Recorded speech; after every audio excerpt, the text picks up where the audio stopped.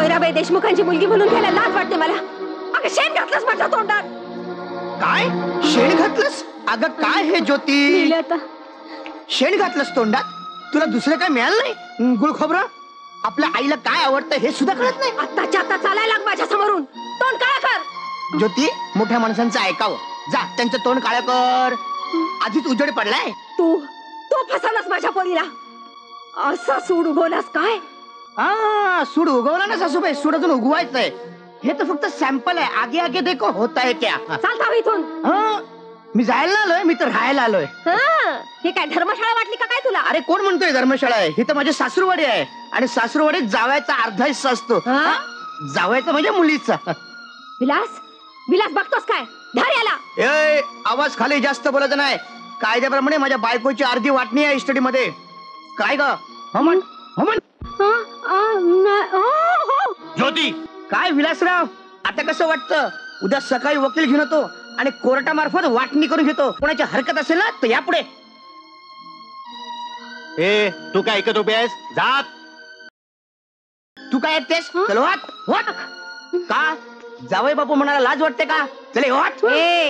माझ्या पोरीला बोलायचं नाही. ती माझी बायको आहे. तिला बसता लाटणी उठता बुक्के घालेन. तुम्ही कोण सांगणार आहे?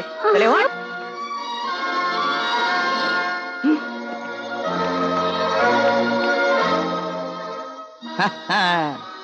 आताच सापडले माझ्या तावडीत.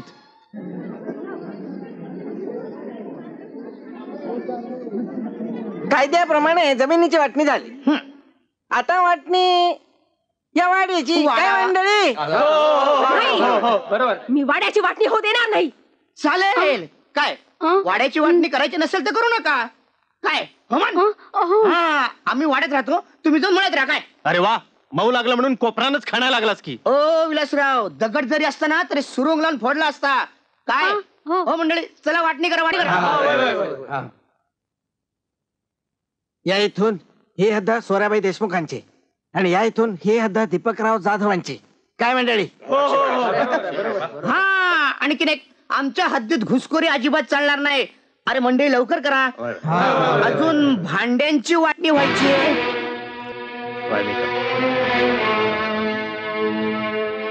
10 ग्लास आहेत. 5 त्यांचे आणि 5 तुमचे. आमचे. हा ग्लास चेपलेला आहे. असू दे. चला, ग्लास आहे की चिंपाट?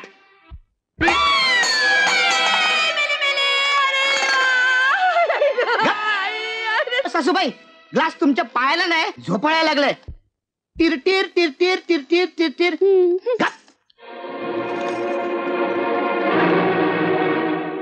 ओ दीपकराव, हे चांगलं नाही बरं. अव सोन्यासारख्या वाड्याच्या वाटण्या. हो, आमच्या हद्दीत आलायत. तिकडे सटका. शांत व्हा मंडळी, शांत व्हा. काय साला मांजर पाळले तुझ्या आईनं? मंडळी, कायद्याप्रमाणे वाटणे तर झाले. आणखी काही राहिलं असेल तर सांगा अजून. ओ, अजून मेन वाटणी तर राहिलंय. आता आणखी काय राहिलं? तुझ्या आईची वाटणी कुठे झाली अजून? या गर्वात घ्या, कापूनच कर तुझ्या आईला. का विलासराव, मुलाचा आणि मुलीचा आई वडिलांचा समान हक्क असतो. दीपक, ही वाटणी तुला फार महागात पडणार आहे. अरे पडू दे, पण वाटणी ही झालीच पाहिजे. अहो, पण माणसाची वाटणी कशी करायची राव? अहो मी सांगतो की राव. आता सोयराबाने सकाळी तिकडे झाडलोट केली की संध्याकाळी इकडे झाडलोट करायची. सकाळी तिकडे भांडी घासली की संध्याकाळी इकडे भांडी घासायची. आता सकाळी तिकडे जेवल्यावर रात्री इकडे भिकाऱ्यासारखं जेवायला आलं पाहिजे असं का नाही? ए भाकरी वाढ माये, भाकरी काय होते? अगं ज्योती, बघ बघ करते, तुझ्यामुळे हे सगळं सहन करते. अरे देवा, मला मरण तरी दे रे. हा दे दे. जीव तिकडे सुटला का तिरडी इकडनं उठेल. समान वाटणी. काय बरोबर की नाही? हो बोलले. वाटण्या झाल्या. मंडळी चला आता. चला चला चला. मेळा भेटला बरं का. चला मग काय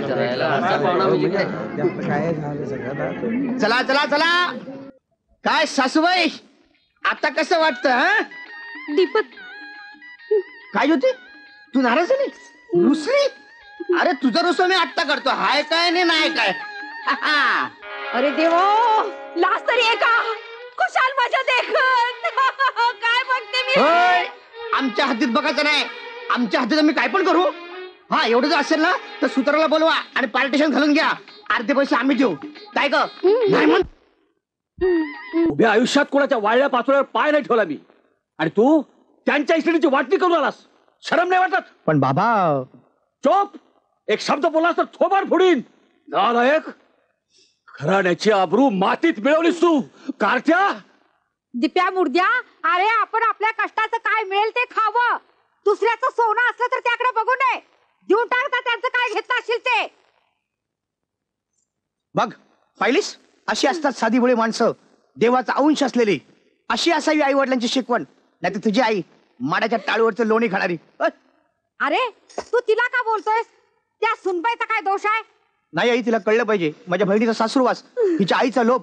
अरे त्या लोभा पाहिजे तर माझ्या आई वडिलांनी जमीन जमला होतं नव्हतं ते सगळं घाण टाकलं. सुनबाई हे काय? अगं तू का रडतीस? बस. हे पोरा, माझ्या सुनेला काय बोलायच नाही सांगून ठेवते तुला. अरे कितीतरी दिवसांनी माझी सून घरात आली. काय करू रे काय नको असं झालंय मला. बाळ, मला तू माझ्या मुलीसारखीच आहेस. चल काय आवडते ते सांग. आज मी तुझ्या आवडीचं खायला करून घालणार आहे. चल काय आवडते तुला? बस बस, जास्ती कौतुक करू नका, डोक्यावर बसेल. गप्पास रे तू. चल ग सुनबाई.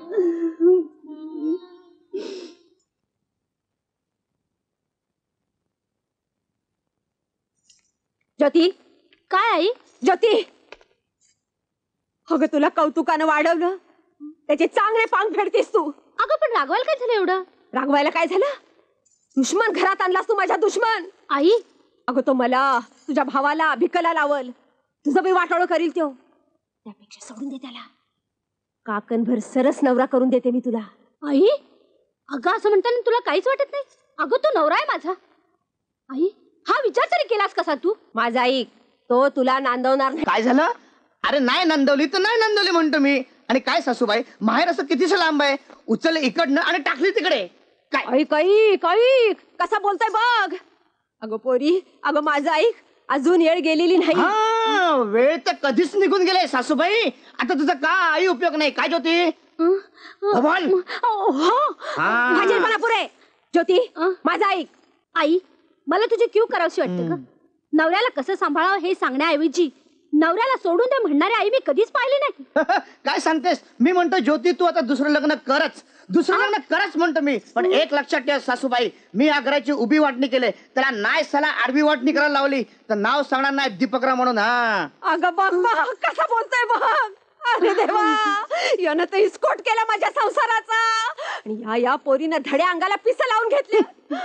कसं व्हायचं रे देवा माझ्या पोरीचं. अगाई ग गाई, डोकं ठणठणायला लागलं माझं. गाय उमा, ए उमा. हा, हळूहळू मडक फुटल. अगं उमे, अगं कुठं मेलीस? अगं माझं डोकं ठणठणायला लागलं. अगं उमे, यायला काय सासूबाई? अगं माझं डोकं दाब, डोकं दाब माझं. अरे माझं पण डोकं दाब, माझं पण डोकं दाब. दुखत नसेल तरी बी दाब. दाब नाही. नाही नाही, थांबलं थांबलं, बस झालं. हातकड थांबलं. असं असतं ते. नाक दाबलं की तोंड उघडतं. तुम्हाला नाकच कुठे आहे म्हणा.